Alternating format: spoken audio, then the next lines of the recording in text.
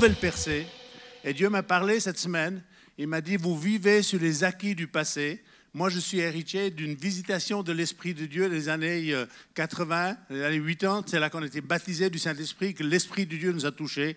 Mais je crois qu'il y a une nouvelle visitation de l'Esprit de Dieu, une nouvelle mesure de l'onction de Dieu pour tous ceux et celles qui ont faim et soif pour aller plus loin. Le thème de mon message ce matin, c'est s'élever dans la prière pour que l'impossible devienne possible. Est-ce qu'il y a des amateurs? Est-ce que vous êtes prêts à payer le prix qu'il faudra payer pour cela? Ça, c'est la grande question. Je n'ai pas préparé mon message ce matin. Non, j'ai préparé un peu. Mais je veux vous faire travailler. J'aimerais travailler en premier avec les seniors qui sont là. Quels sont les passages de l'Écriture? On va en citer quelques-uns. Je ne vais pas les développer tous, mais j'aimerais qu'on en cite. J'aimerais que vous m'aidiez. Je vous donne la parole. Parlez assez fort pour vous exprimer. Je ne peux pas passer vers chacun de les micros. Parlez assez fort. Quels sont les endroits dans la parole de Dieu où on a vu qu'il y a eu des changements notoires, où tout à coup ce qui semblait impossible est devenu possible parce qu'il y a des hommes et des femmes qui se sont levés et qui ont prié et qui ont eu la foi. Ce n'est pas seulement juste la prière, c'est une prière de foi. Quels sont ces passages dans les Écritures qu'on trouve? Aidez-moi, s'il vous plaît. Allez-y, allez-y. Les aînés en premier, ici devant. Vas-y. Alors, à la fois, derrière, là-bas. Vas-y. Dans la prison. C'est Paul et Silas dans la prison. Il y a tout pour être déprimé, il y a tout pour pleurer, pour dire, Seigneur, mais qu'est-ce que tu fiches? Pourquoi on a fini en prison? On a prêché l'Évangile. Mais ils sont dans la prison vers le milieu de la nuit. Ils sont dans les fers, aux pieds, ils ne peuvent plus bouger, au cœur de la prison intérieure. Et ils se mettent à louer et adorer Dieu. Et qu'est-ce qui se passe? Un tremblement de terre. Ils sont libérés de leurs fers, tel point que le geôlier voulait se suicider parce qu'il a dit, j'ai perdu mes prisonniers, j'ai perdu mes prisonniers. Et puis Paul qui dit, ne te fais pas de mal, on est tous ici. Puis c'est le geôlier qui se convertit ainsi que sa famille. Ah, excuse-moi, j'ai écrit Paul dans la prison. Okay, Pierre dans la prison. Pierre dans la prison. Là, ils ont prié. Et il y a eu un vrai changement et ils ne pouvaient pas croire le changement. Ça, c'est souvent notre cas. On croit aux grandes choses que Dieu va faire, mais quand Dieu va les faire, le peuple priait pour Pierre qui était emprisonné. Et puis quand il était dans la porte et qu'il tapait à la porte, ils ont dit non, mais c'est pas possible, c'est son ange peut-être, mais pas lui, il est en prison. Ils étaient en prier pour qu'il sorte de la prison. Et Dieu est venu envoyer son ange pour ouvrir la prison intérieure, prison extérieure. Il est sorti, il y avait là des soldats qui les surveillaient, dormaient, et puis il les a libérés. OK, les autres endroits dans la Bible. Daniel, qu'est-ce qu'il a fait, Daniel? La fosse au lion. Puis ses trois compagnons, hein? Daniel, il a fait la différence. Mais qu'est-ce qu'il a fait? Il était un jeune juif qui était déporté à Babylone. Et la première chose qu'il a fait, il a dit, je résolus de ne pas me souiller avec les mets du roi. Et il se met d'une certaine manière à jeûner, en tout cas un jeûne partiel, parce qu'il n'a mangé que des légumes et de l'eau. Parce qu'il voulait une chose, c'était que là où Dieu l'avait emmené, il voulait être le témoin de son Dieu. Et je relisais cette histoire de ces trois compagnons de Daniel qui sont jetés dans le roi avait déclaré que tous ceux qui ne s'inclineraient pas devant ces dieux, devant ces statues qu'il avait faites, ils seraient jetés dans la fournaise ardente. Et ces trois compagnons de Daniel, ils disent, on ne va pas s'incliner. Et il dit, sache que Dieu peut nous délivrer, puis s'il ne le fait pas, on ne s'inclinera pas, parce qu'on sait que c'est Dieu qui est Dieu, ce n'est pas ta statue qui est Dieu. Quelle foi! Oui, d'autres choses? À la fois. Là, ici. Oui. Cette parole d'encouragement qui dit, invoque-moi et je te répondrai. Ailleurs, là, ici. Vas-y. David, quand il était jeté dans la fosse au lion, ou, pas David, Daniel, pardon. Daniel dans la fosse au lion, et Dieu qui ferme la gueule des lions. Hello! Est-ce que vous croyez que notre Dieu est assez puissant pour fermer la gueule des lions? Pour fermer la gueule du diable, qui nous accuse, qui cherche à nous condamner, qui cherche à nous empêcher de rentrer dans notre destinée. Autre chose. Le sacrifice d'Élie. Ah, Élie qui a dit, OK, c'est le Dieu qui va répondre par le feu, qui est le vrai Dieu. Et il y a les prophètes de Baal qui sont là. Et il fait arroser l'autel avec de l'eau. Et puis, il se moque des serviteurs des prophètes de Baal. Et puis, quand il invoque le nom de son Dieu, il répond par le feu. Waouh! Vas-y, attends, vas-y. Pas compris. Ah, Job. OK, bien sûr. Job, qui lui est resté fidèle au cœur de l'épreuve et qui va dire, Dieu a donné, Dieu a repris, que le nom de l'Éternel soit béni. Et la finalité, c'est quoi dans l'histoire de Job? C'est que Dieu va lui donner beaucoup plus que ce qui lui a été volé. Et ça, c'est notre espérance chrétienne. Nous avons tous été volés à bien des égards, mais l'espérance chrétienne, c'est que Dieu va nous redonner beaucoup plus que ce qui nous a été volé. Et si ce n'est pas dans la vie présente, ce sera en tous les cas dans la vie éternelle. Amen. J'ai une autre question, parce qu'il faut qu'on avance un tout petit peu. Non, attends une minute. Une autre question. Quelles sont les situations dans les Écritures, on voit que la situation est bloquée à cause de l'incrédulité?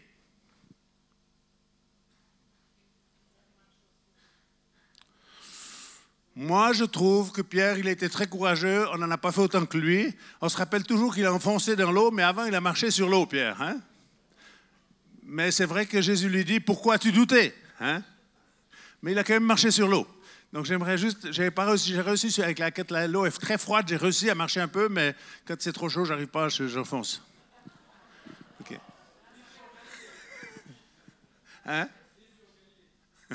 Jésus en Galilée. Qu'est-ce qu'il a fait, Jésus en Galilée? Il n'a pas pu faire de miracle. À cause de quoi? À cause de l'incrédulité. Autre endroit où les situations sont bloquées à cause de l'incrédulité. Alors, vas-y ici. Qui était en train de parler là? Fort, fort. La prise de Jéricho. Ils ne sont pas rentrés, le peuple d'Israël n'est pas rentré dans sa destinée, dans Canaan, à cause de leur incrédulité. Je vais en reparler tout à l'heure. Quelle autre encore une chose, Rudy?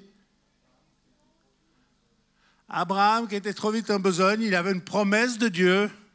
Et puis, des fois, quand la promesse de Dieu ne se passe pas, on essaie de la réaliser de façon charnelle. Et le résultat n'est pas terrible. Bon, c'est assez court comme résumé, mais c'est ça que ça veut dire. Une dernière chose où il y a eu de l'incrédulité. Vas-y, Verena. Verena.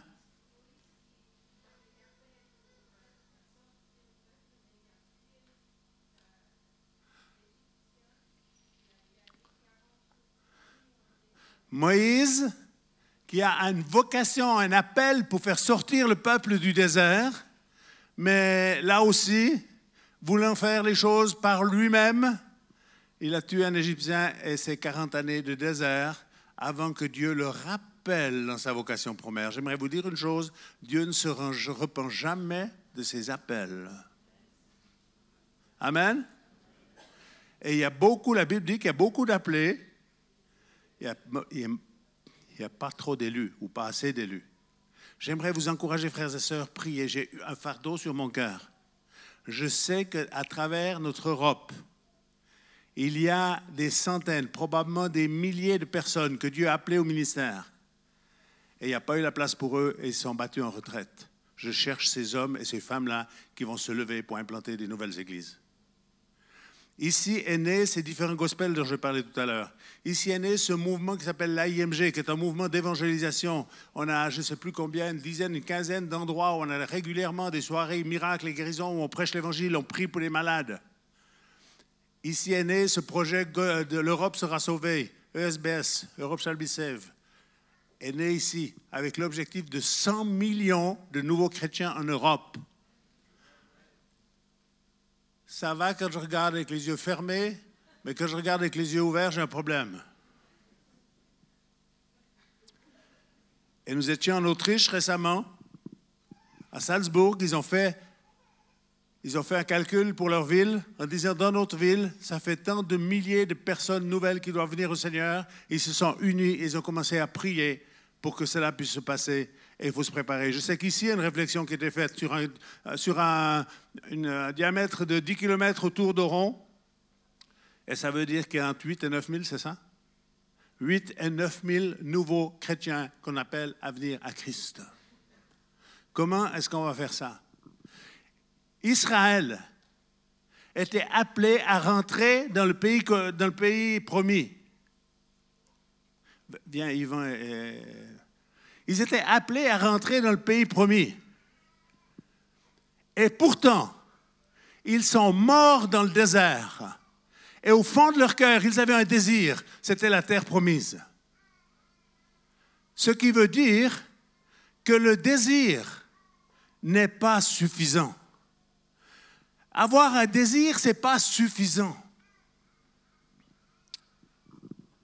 Ouais, c'est bien.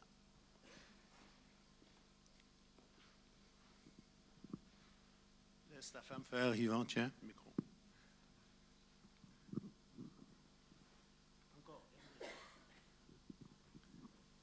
Fils, va avec la force que tu as. Il y a une invitation de Dieu, pas seulement pour le peuple d'Israël, mais pour l'Église d'aujourd'hui, de rentrer dans ce territoire nouveau où la puissance de Dieu, on ne pourra pas toucher cette génération, à moins qu'il y ait une manifestation nouvelle et une dimension nouvelle, un déversement nouveau de la puissance de Dieu, où on va... Reste ici.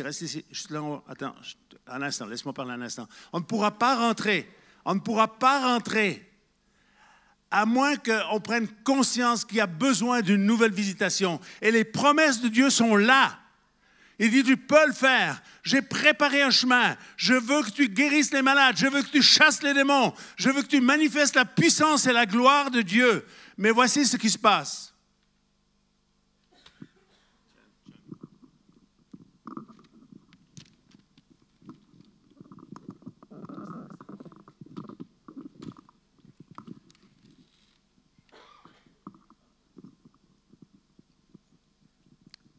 Werner, je sais que tu es un homme intelligent. Comment ça se fait que tu as cette attitude aujourd'hui?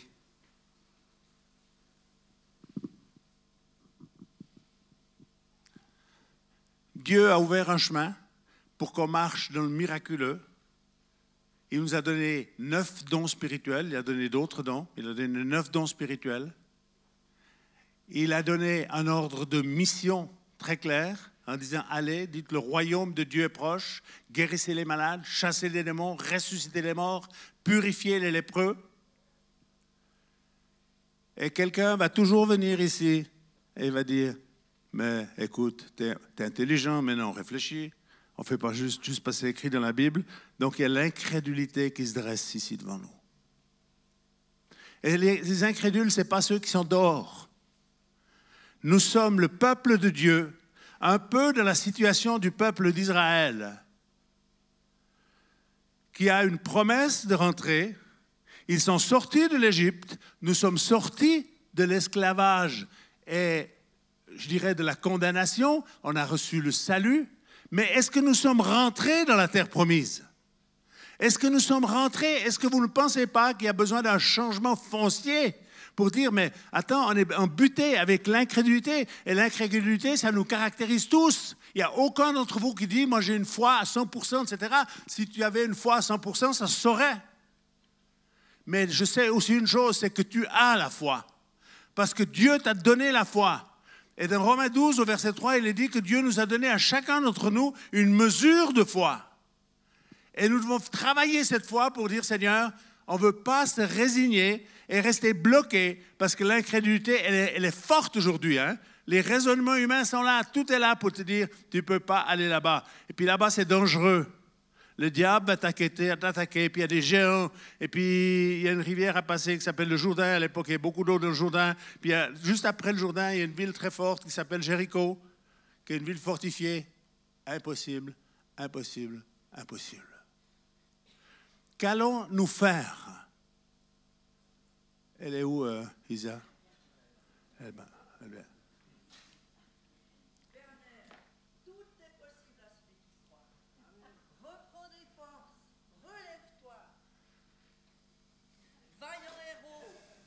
fléchelle. Le pays promis est à l'horizon. Tu as la force. Merci. Tout est possible à celui qui croit. Bon, je vais prêcher d'un peu plus haut, comme ça vous me verrez tous. Je veux qu'on s'élève. Non, c'est bon, n'allez pas. C'est pas la première fois que je monte sur une échelle. Nous devons nous élever et commencer à regarder de nouveau aux promesses de Dieu, ni plus ni moins. Regarder ces promesses de Dieu, ça veut dire qu'il y a des changements dans ta manière de prier. Vous voulez que les choses changent? Il y a des choses que vous priez et qui sont inutiles.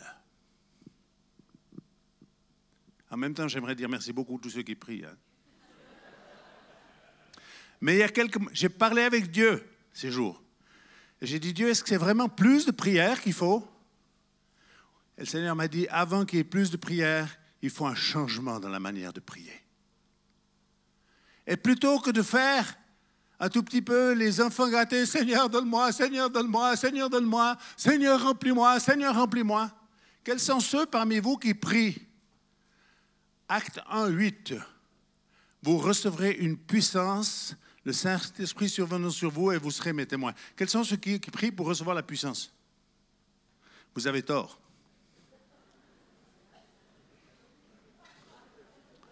Vous avez tort. Commencez à croire que Dieu vous a donné la puissance et commencez à utiliser cette puissance de Dieu.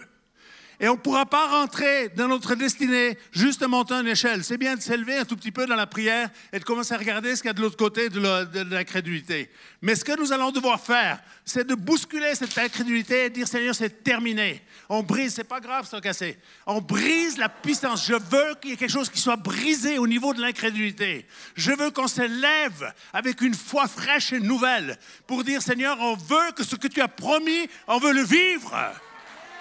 Nous sommes beaucoup trop bas. Nous sommes beaucoup en dessous du niveau.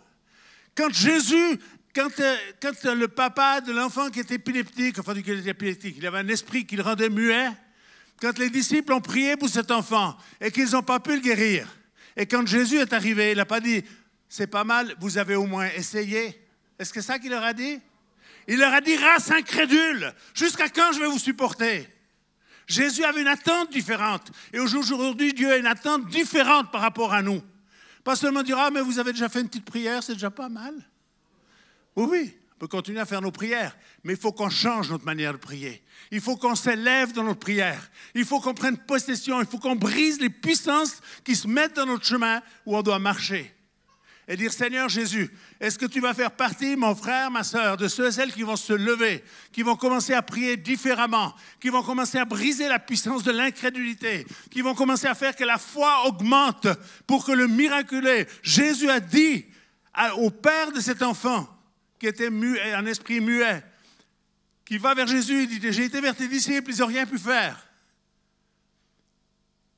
Et il dit, si tu peux quelque chose, l'homme, il dit à Jésus. Puis Jésus lui dit, si tu peux.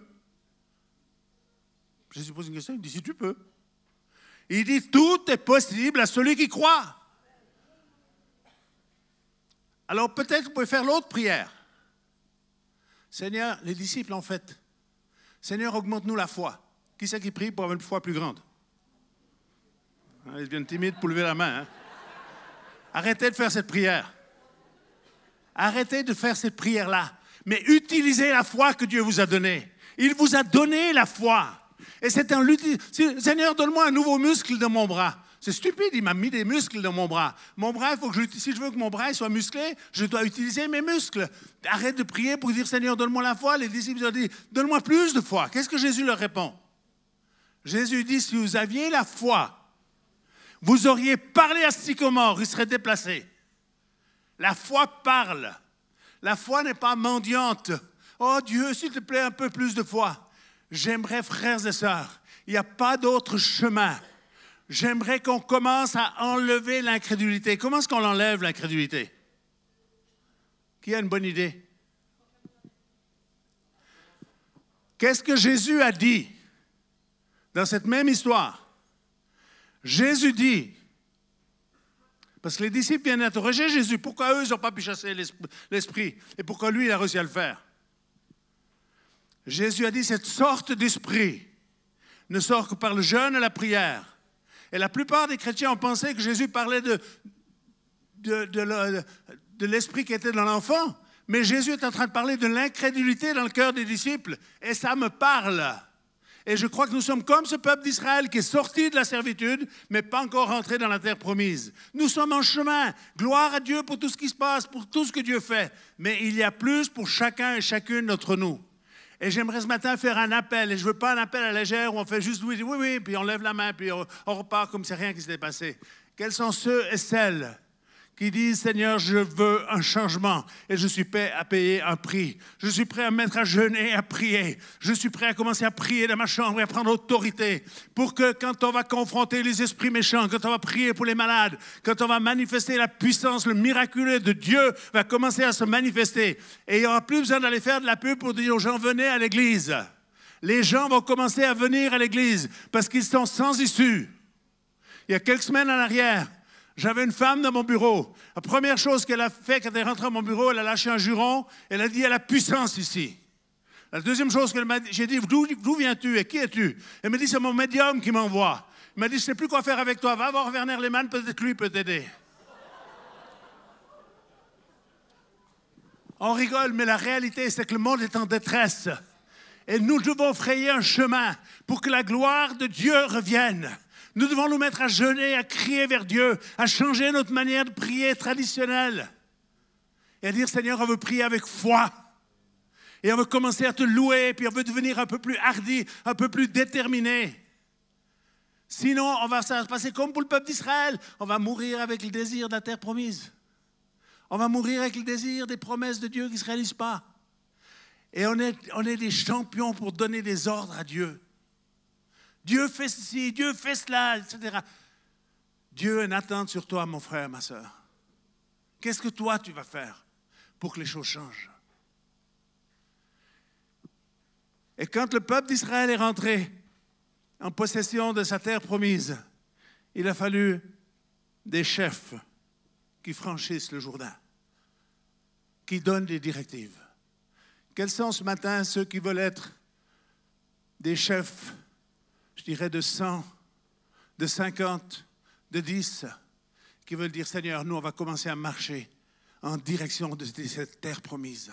On va rentrer et on veut que la gloire de Dieu revienne. Les meilleurs messages, vous pouvez tous les entendre sur Internet. Il faut la puissance de Dieu dans cette église. Et je vous dis, Dieu m'a parlé, la puissance de Dieu revient. Mais Dieu cherche des hommes et des femmes qui sont d'accord de se lever pour dire, Seigneur, on est prêt à changer quelque chose dans ma manière de vivre. Tu n'as pas besoin de tout changer. Vous êtes de toute façon incapables, nous sommes incapables de tout changer, mais de changer un tout petit peu. De commencer à dire, Seigneur, je veux que ça change. Je veux commencer à prier avec une foi, une détermination plus grande. Je veux commencer à mener le bon combat avec la foi et une bonne conscience. Où sont les chefs de sang qui disent, nous, on va marcher vers cette terre promise? Levez-vous et avancez-vous. Ceux qui disent, moi, je veux influencer mon entourage. Avancez-vous très en avant. Il y a plein de monde qui va s'avancer après vous. Quels sont ceux qui, pour eux-mêmes, ou peut-être pour des groupes de 10, disent, moi, je veux me lever. Je veux commencer à chercher Dieu d'une façon totalement nouvelle et fraîche pour que la gloire de Dieu revienne.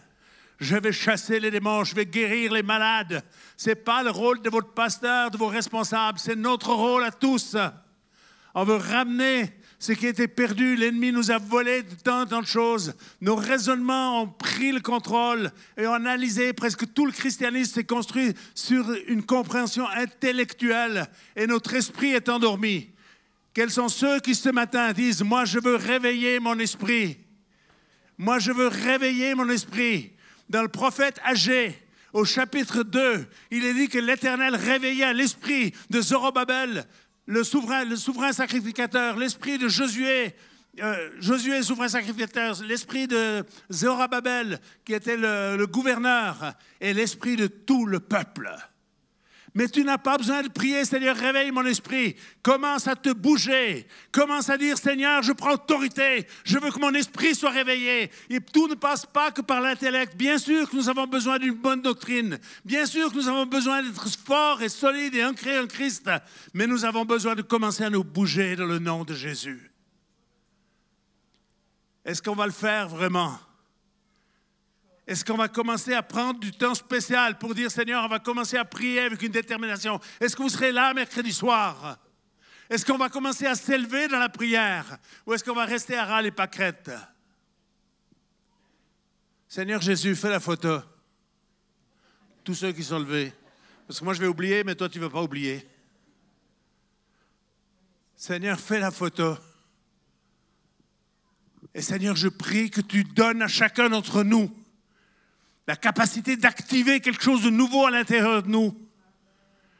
De ne pas attendre que ça se passe, mais de dire, Seigneur, on va commencer à marcher dans la bonne direction. On va arrêter de tourner en rond dans un désert dans le nom de Jésus. Dans le nom de Jésus, je libère la grâce de Dieu. J'appelle sur vous cet esprit qui est éveillé. J'appelle sur vous cet esprit qui est capable de prendre possession par la foi dans un premier temps, mais ensuite dans l'action concrète, dans le nom de Jésus.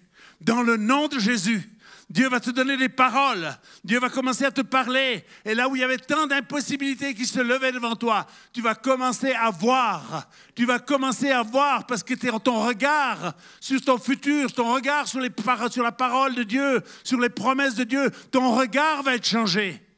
Et je prie que l'onction de Dieu vienne sur toi d'une façon fraîche et nouvelle. Pas juste pour te faire rendre confortable, mais pour que tu deviennes l'instrument de Dieu pour rentrer dans le pays promis, pour rentrer dans ta destinée, pour accomplir ce que tu es capable, ce que tu es appelé à accomplir. On prie pour que cette Église multiplie.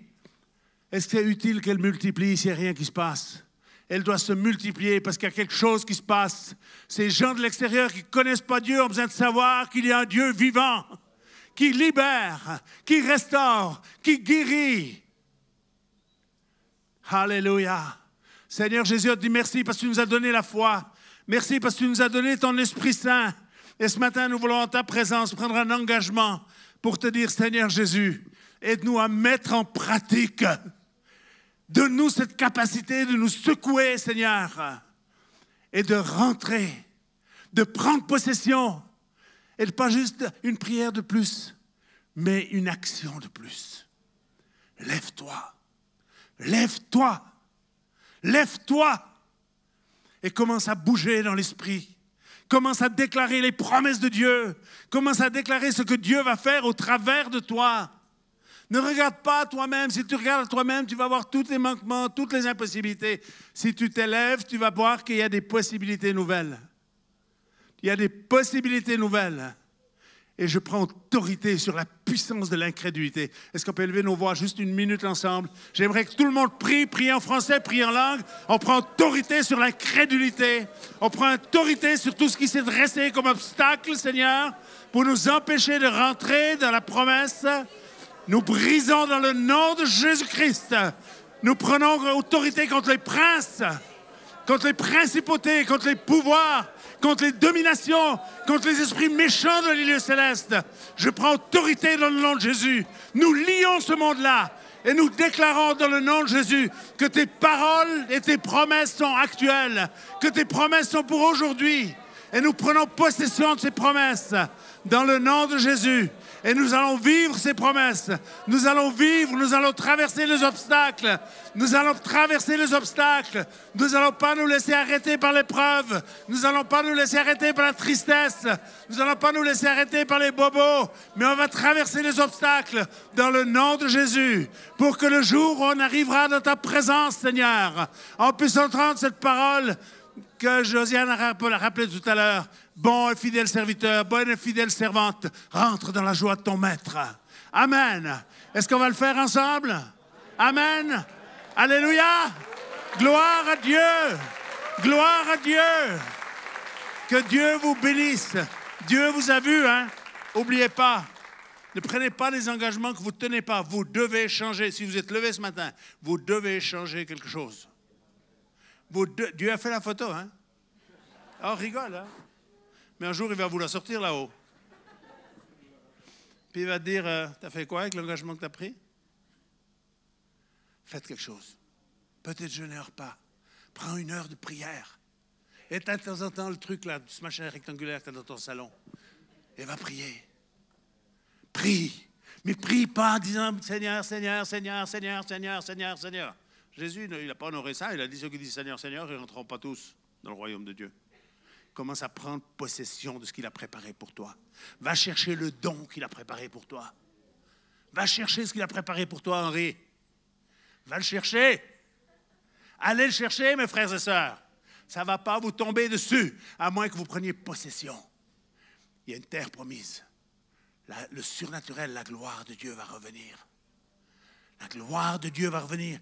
Je veux que vous priez en langue. Vous ne pouvez pas prier longuement si vous n'apprenez pas à prier en langue. Est-ce que quelqu'un peut dire Amen? Est-ce que vous aimez prier en langue? Moi, je trouve un petit peu ennuyeux des fois. Moi, je vais remonter un petit coup parce que je ne vois pas tout le monde.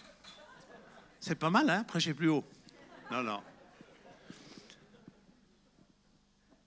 Est-ce que vous voulez pouvoir prier longtemps en langue?